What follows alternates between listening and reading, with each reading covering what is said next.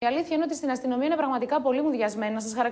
Να σας πω χαρακτηριστικά ότι το πρωί που έμαθα την ύπαρξη του βίντεο, η πρώτη αντίδραση ήταν ότι μήπως είναι προϊόν μοντάζ, δεν το γνωρίζουμε. Και υπήρξαν κάποιες αντιδράσεις του στυλ αργότερα βέβαια, προσπαθώντας να μαζέψουν τα σημάδια. Αυτό ότι εντάξει, το Indymedia, ο συγκεκριμένος δικτυακός τόπος, δεν είναι και Reuters, δεν είναι Reuters βέβαια, αλλά το Reuters θα το πάρει από το Indymedia και θα το παίξει σε όλο τον κόσμο και ο κόσμος θα νομίζει ότι η Ελλάδα είναι χώρα τριτοκοσμική. Λες και έχει να κάνει αυτό. Ακριβώς. Με τον ένα ή τον άλλο τρόπο θα βγει, όπως και να έχει.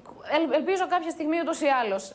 Τώρα λοιπόν την υπόθεση την έχει αναλάβει το εσωτερικών υποθέσεων. Θα πάνε τη Δευτέρα αξιωματικοί από το εσωτερικών υποθέσεων στον Κορυδαλό, που οι δύο νεαροί που βλέπουμε στο βίντεο είναι φυλακισμένοι, ένας 23χρονος και ένας 24χρονος, για να τους πάρουν κατάθεση. Ούτως ή άλλως γνωρίζουν ότι θα το επιβεβαιώσουν το περιστατικό.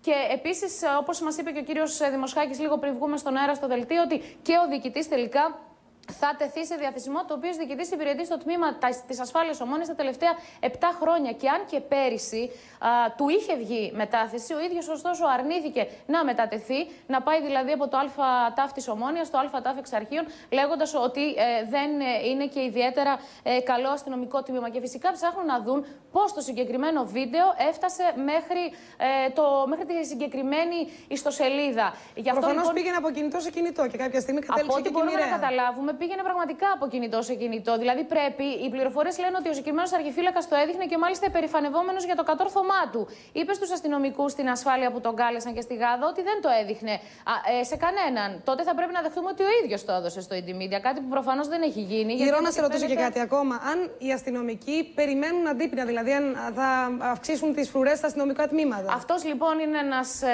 φόβος και γι' αυτό έχει γίνει σύσκεψη για τα μέτρα τα οποία πρόκειται να ληφθούν από εδώ και πέρα για τα αστυνομικά τμήματα. Ο φόβος φυσικά αυτός υπάρχει και από όταν είχαμε την επίθεση στο ΑΤΑΦ